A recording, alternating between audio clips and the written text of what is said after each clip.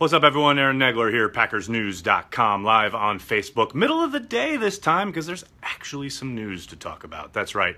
Tom Silverstein dropping the knowledge over at PackersNews.com that the Green Bay Packers are set to bring in free agent tight end Mercedes Lewis, formerly of the Jacksonville Jaguars, a tight end who would definitely be an upgrade on the blocking front for the Packers. He is one of, if not the best blocking tight end in the game.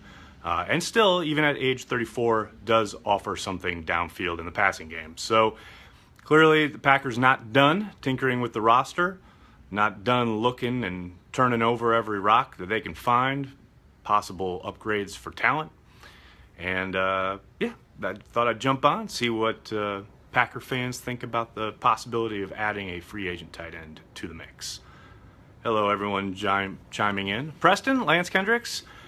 This doesn't necessarily mean he's out the door, but at his cap number, I think his hold on a roster spot becomes a little bit more precarious. But I think there is room for all three of them to coexist: Jimmy Graham, Lance Kendricks, and Lewis. You know, clearly Kendricks is much more of an H-back. He's at least a willing blocker. He's not great at it, but he will stick his nose in there, unlike Jimmy Graham, who isn't much good at it at all and doesn't really care to be.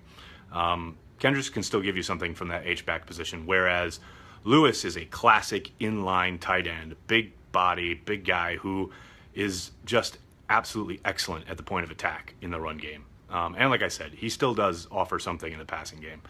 He hasn't been utilized a whole lot, mostly because of subpar quarterback play and the type of offense that Jacksonville has run the past number of years. But in Green Bay, with Aaron Rodgers pulling the trigger, he could be downright lethal. As long as we don't sign Bryant. We're not, 2 minutes in, and we've already got a Dez Bryant post. Can't escape the guy. Is he better than Richard Rodgers? Yes, Ben. Very much so. Billy, what's up? Mercedes is good, but why? We got Jimmy Graham. We need defense, I think. Jonathan, you're always getting better. You're always getting worse on both sides of the football, and Jimmy Graham can't block worth a lick. And if you want to run the football, you're going to need someone in line who's able to move some big bodies. And that is definitely something where Lewis would excel far and above what Jimmy Graham is going to offer you. Remember, Graham is not going to line up in line hardly at all. He is mostly going to be most likely split out from the formation and or even split out wide. He is not much when it comes to, if you want to run that stretch zone play that the Packers love to run to the outside, Lewis is definitely going to be the addition to make that go. What are the chances we sign him? Zach, I would tend to think they're pretty good. No word on exactly which day they're meeting with him. It could be as early as today, but it's definitely going to happen this week. You have to think if they get him in-house and work him out and like what they see, most likely I would think they would offer him a contract. I tend to think the urgency the ante is up a bit there because of the fact that the Chargers just lost Hunter Henry to an ACL injury in their OTA practice yesterday. Clearly, I think the market will heat up a little bit for Lewis in that regard. Chargers are going to need a tight end, and they're trying to move on from Antonio Gates, who's still currently a free agent. So maybe the Packers will sense that urgency and get him under contract before he's allowed to leave the building. Need Jimmy down the seam? I think, Preston, I think that is the idea. What's up, Rio de Janeiro? Thanks for checking in. Ed West, too. John, a toolbox reference. I like it.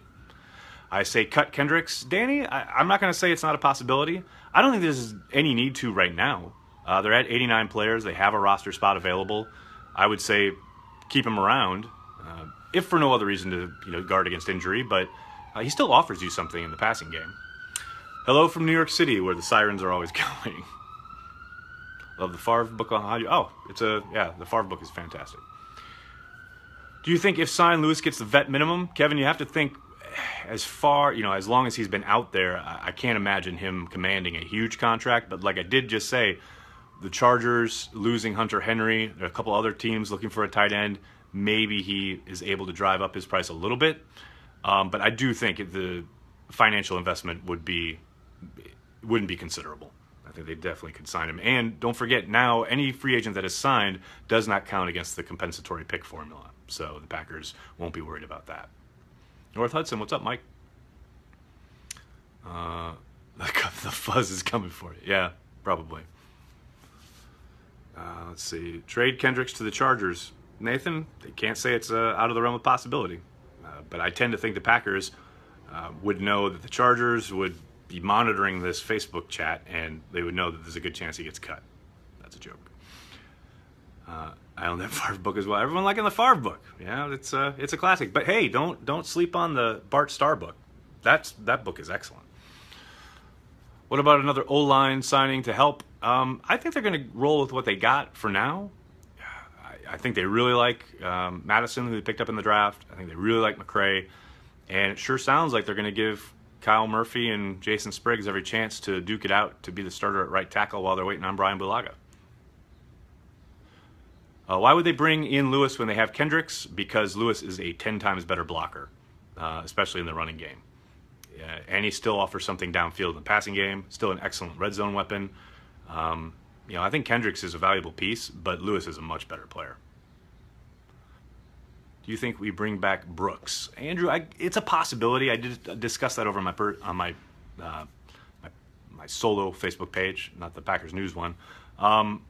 I tend to think they're going to see what they have in Beagle and Gilbert and hope that development shows up soon here and early during the spring so that they don't feel compelled to maybe look outside and go get an aging veteran. But you never know. We'll see. I think injuries may play a part of that, but right now I don't think it's in their plans.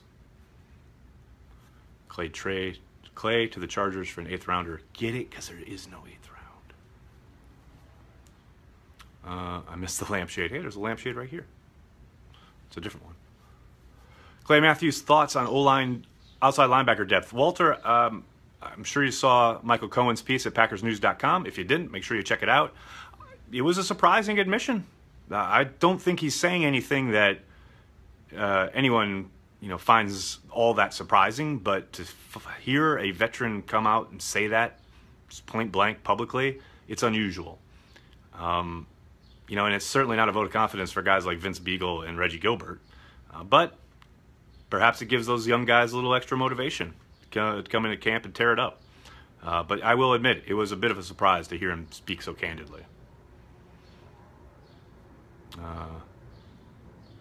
Prediction on Green Bay getting the draft. Brian, I know it was just announced today that Nashville will have the 2019 draft.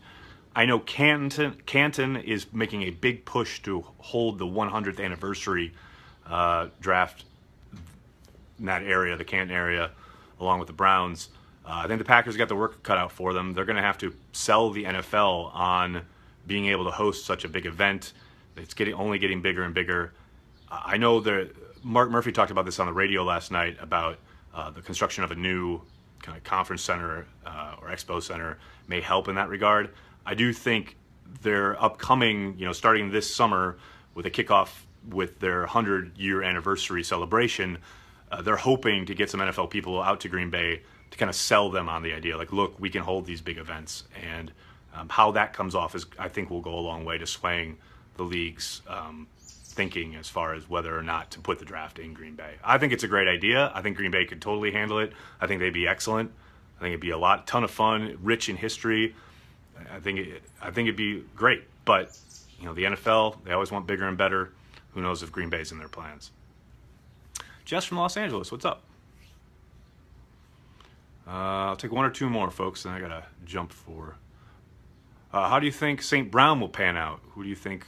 Sorry, they go too fast. But St. Brown, Aaron Rodgers mentioned the young guys yesterday. He hasn't done a whole lot with them as of yet. Of course, they've only been on the field for 2 days. I think the ceiling is really high. It all depends on how quickly he picks up the offense and how much he shows as far as his ability to be where he's supposed to be and make the adjustments he's supposed to make on the fly. That's the biggest part. That's what made Geronimo Allison stand out his rookie year. It's one thing to know the playbook, quote unquote, but to be able to read the field like the quarterback does in this offense is paramount. And that's something, you don't have to look any further than Jeff Janis in his tenure. That's something he could just never grasp. And that was why his playing time was so limited. He was never where he was supposed to be, never made the right adjustments, couldn't see the field.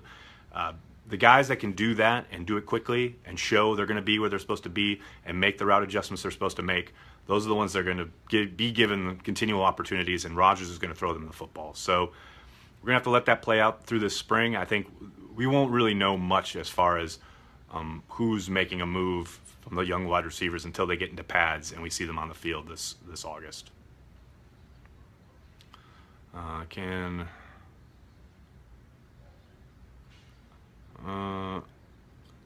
not quite sure what that question means. Dustin, that's very nice of you to say.